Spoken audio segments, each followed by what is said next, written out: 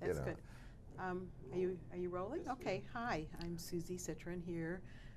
Today is June the 21st, summer solstice of 2005, and we're interviewing Rabbi Sherwin Wine of the Birmingham Temple. Sherwin, do I have your permission to use this tape for any kind of publicity or educational purposes? Of course. Okay, thank you. Well, we absolutely have to interview you because you really are someone who has looked into the future and has tried to make a plan for the future. So we should probably start off with the past, and perhaps you'd like to talk about your early days in Detroit because you have a wonderful, rich history to talk about. Well, I was born and raised in Detroit. I was born on January 25th, 1928, just before the Depression. I don't remember the day of my birth, but I remember, you know, a few years afterwards. I grew up in the Depression. Times were hard. I went to the schools that were part of the Jewish ghetto. So I lived in the Jewish ghetto on a street called Claremont, near a famous Jewish street called 12th Street, now called Rosa Parks Boulevard. And I went to Crosman Elementary, and then I went to Hutchins Intermediate, and then I went to the school that gave you Jewish identity. And that was Central High School, from which I graduated in January of 1946. My family was conservative. My parents were immigrants. My father was a trouser cutter. He worked for his cousins at a pants company. He was a devout conservative Jew. He observed Shabbat, and we were members of Shaarey Zedek, so I grew up in Shaarey Zedek. The rabbi when I grew up was Abraham Hirschman, and then when I was 10 years old in 1938, a young, brilliant rabbi came to Shaarey Zedek. His name was Morris Adler, and he also became a teacher and a mentor. And so I grew up in a wonderful environment of Jewish education. My connection to the synagogue was one of great affection because I really enjoyed the Jewish culture that I got from it. But I must confess that I was not ideologically convinced of the teachings that I received. And I went faithfully because I was getting a good education and because my father loved to go, and I went with him. And it was an important part of my life. But I realized that when I was already in the middle of high school that I wasn't a conservative Jew. But I had a very strong sense of Jewish identity. And of course, I grew up during the Hitler era. So I graduated from Central High School, as I said, in January of 1946, and then I moved on to the University of Michigan, where I majored in philosophy and sort of minored in history. And it was during that period of time that my philosophic convictions were completed. Not totally. I mean, my mind is open. The structure of my convictions were completed. I discovered that I was a humanist. And almost all my professors at the University of Michigan, the philosophy department, which was wonderful, were humanists. Most of the great philosophers I studied were humanists. It made sense to me. It clicked.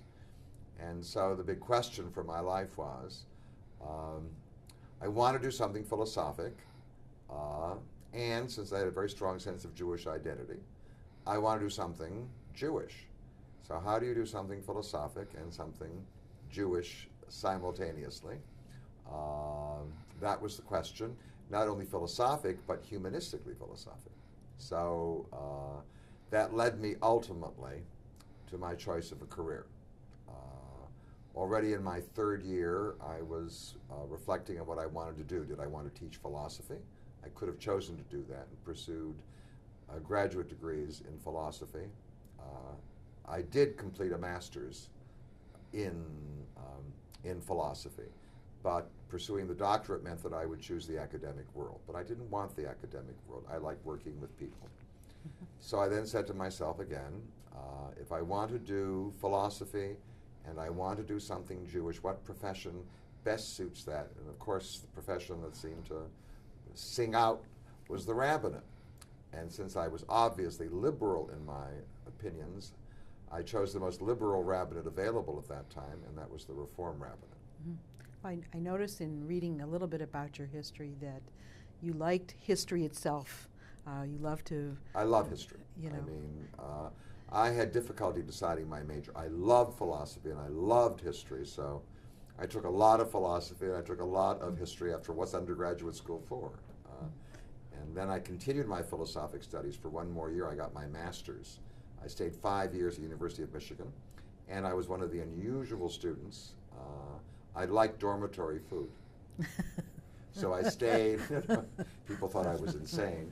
I stayed in the West Quad for 5 years, actually, while I was there at Michigan. Wow.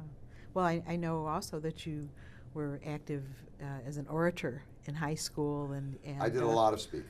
So you had all of these things that all came together because. Well, it certainly fit the profession that I was choosing, and so whatever speaking skills I had could certainly be utilized as a rabbi. I enjoyed teaching. I enjoyed public speaking. So it all seemed to come together, and if I could do what I was doing with integrity, then it was fine for me. So the first thing I did was to go down to the Reform Seminary, which was the Hebrew Union College in Cincinnati, and I spoke to the admissions director, who was a rabbi, and I told him very clearly that I was a humanist.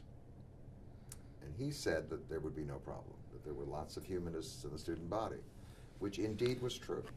Mm-hmm. So I enrolled, and I did very well at the college. I was a very good student, and I enjoyed my teachers, and I enjoyed the learning process, the whole thing, and I was looking forward to becoming a Reform rabbi. I graduated in June of 1956, and I, at that time, had an obligation. I was deferred from the draft. The Korean War was going on when I entered the seminary. I was deferred from the draft, and I had a moral obligation to enter the service. So I entered the service as a chaplain, but they weren't able to take me as a chaplain right away, as a Jewish chaplain. I had to wait until January of 1957. So in the interim, the Rabbi Temple Bethel, Richard Hertz, was going to Israel for the summer. He needed a replacement for the summer. So he asked me to come and work there, and that was my first experience of being in the Reform Temple. And I loved my work at Temple Bethel. They asked me to stay as the assistant rabbi, and then I left for 2 years for the chaplaincy, and then I returned the end of 1958 to be an assistant rabbi at Temple Bethel. And it was then that I began to experience difficulties, because being a humanist, I discovered that if you're a Reform rabbi, you have to do a lot of prayer. And I was very uncomfortable with prayer because I didn't believe that there was anybody to address in prayer. And so I remained for 2 years at Bethel, and then I went across the river to Windsor, Ontario, to organize a Reform temple there, and I was there for 3 years. And I organized the temple, and we put up the building, and I loved the people, and I loved my work. I love being a rabbi, and I'm a pretty good rabbi. So, however, I still had this issue of conscience. I was conducting services with which I was uncomfortable. And the question, of course, was very simple. If I wish to preserve my integrity, do I leave the rabbinate, or do I go out and try to create something that would be Jewishly more satisfying for me? It didn't take me long to answer the question. I didn't wish to leave the rabbinate. I liked it. So what happened at that time, I found 8 families who were looking to establish a new congregation in suburbia. There actually were 16 families that were interested in organizing a new Reform temple in the Birmingham area, and they had contacted me, and I met with them in July of 1963. That's 42 years ago, and we had a wonderful meeting, and I told them exactly what I wanted to do. 8 of the 16 didn't agree, but 8 did. And out of those 8 families and myself came what we call the Birmingham Temple. We called it the Birmingham Temple because we couldn't figure out what Hebrew name to choose anyway. And we were meeting in Birmingham, so we thought temporarily we'd keep the name. But then we discovered this name was going to become part of a controversy. And once it becomes part of a controversy, you can't deny it. So it has remained the Birmingham Temple. And from the first meeting that was held in July, this new congregation emerged, and we didn't have a name for the philosophy.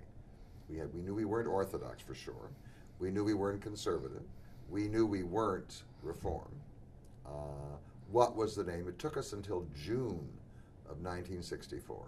By that time, we had about 120 families. We had grown from 8 to 120 in 1 year.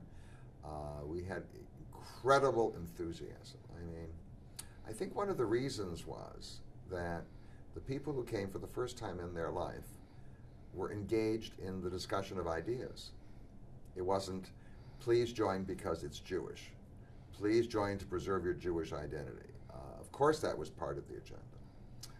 Please come and be part of our community and engage in this discovery process. One of the things we did at the very beginning, which I thought was really wonderful, instead of my sitting everybody down and telling them what we Jews believed. I used to find that rather odd. People would come up to me and they would say, Rabbi, what do we Jews believe? I said, well, I know what I believe, don't you know? What you believe? But I know what they were at. They're saying there's an official set of doctrines.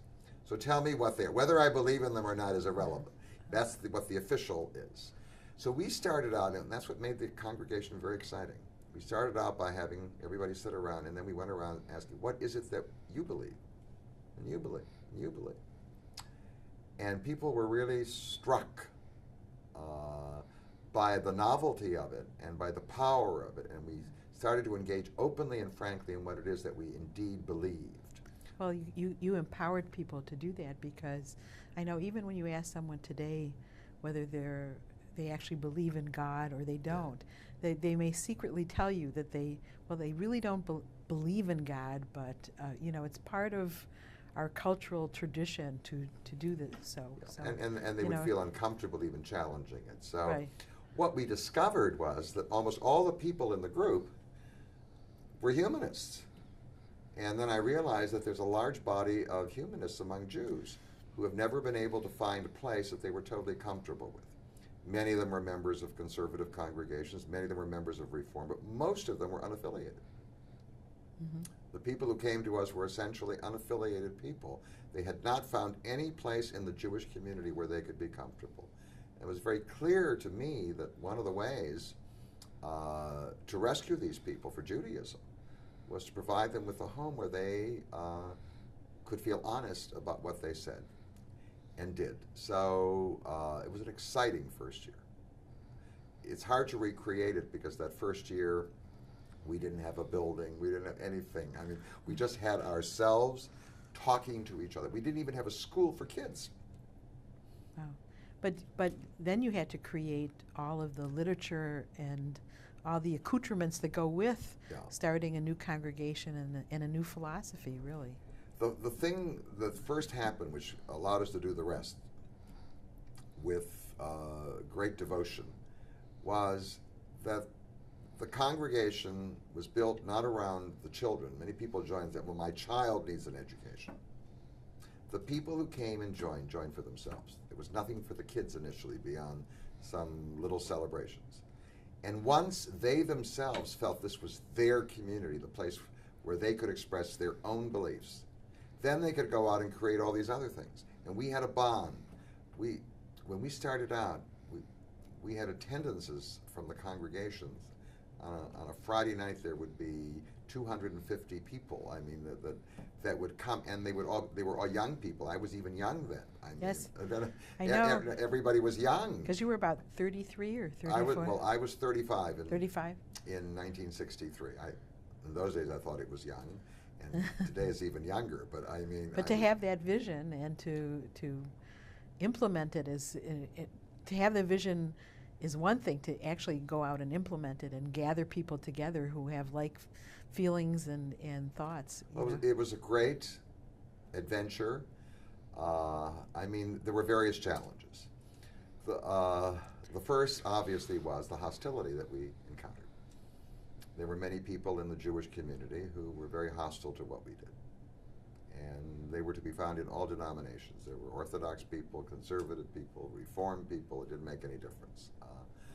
They honestly disagreed with what we were doing. Some concern had to do with the non-Jewish world. What would they say? Would they say that Jews are atheists? I mean, there was that concern. And obviously, the third concern was that many people felt that there were members of their own congregations who really believed this. And obviously, our saying it out loud would give them permission either to seek other places or to say it out loud themselves, and that would be certainly complicating. So there was all this hostility, some of it very, very intense. Do you want to describe any of the Well, incidents? sure. I mean, there were... Because that's really a part of people our calling, Jewish community. Yeah, that's right. Well, in 64, what happened was, for the first year, we molded the congregation, and the community knew about what we were doing. In the fall of 1964, because we had started out using a public school in Farmington called Eagle School at Middle Belt and 14 Mile Road. But that very quickly proved to be inadequate. We moved to another school called High Meadow, which was in Farmington Township.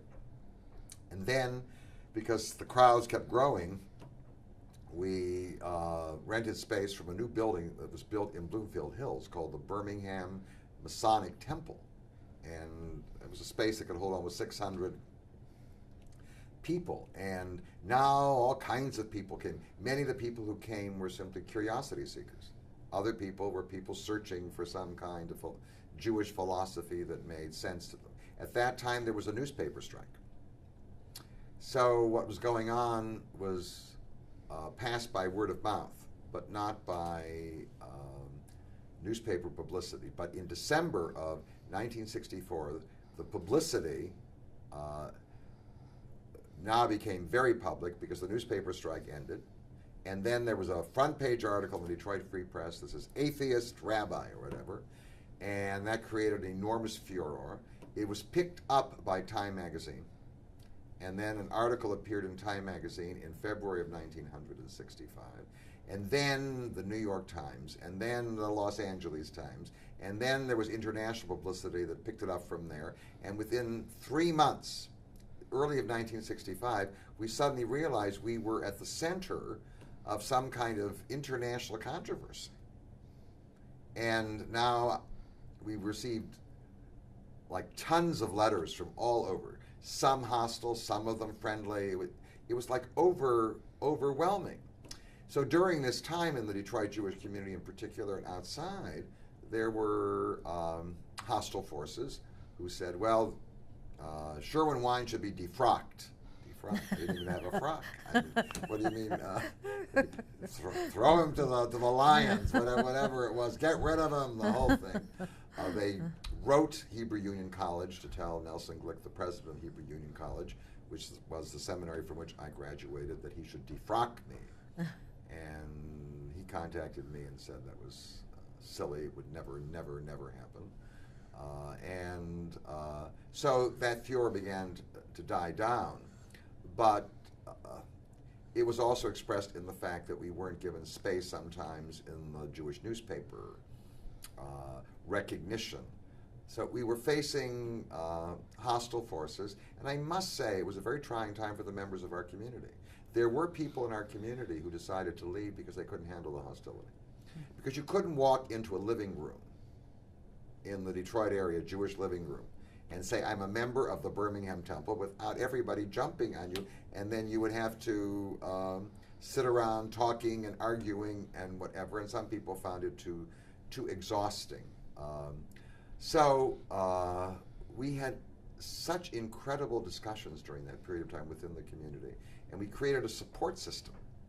And I do want to tell you, the bonds of friendship and solidarity in the Birmingham Temple were so intensified by the controversy. We were in this together. We believed in this philosophy. We were going to live it and defend it. And we were prepared to invest enormous amounts of our time and energy into making this congregation work. And it worked. And over a period of 5 years, the hostility began to diminish. And the reason is very simple. There's nothing better than success. We grew. And along the way, we did the things you asked about. Along the way, we had to, first of all, create our own services. So what do we do on Shabbat? What do we do? People use, what do we do on Rosh Hashanah and Yom Kippur? So we had to write the services. Right. And so we created this special committee, our ritual committee, and we worked on that. Then we had to create a school for kids, right? And we created the education committee and the whole thing. And curriculum. We had to create a curriculum and work it out. And we were starting from scratch. And then we had to create a whole adult education program, which had already begun in the first year. So bit by bit, the pieces were put together. And by 1968 and 69, everything was in place. And the congregation had grown at that time to about 250 families. And so we were established, we were secure, and now we could turn to a question.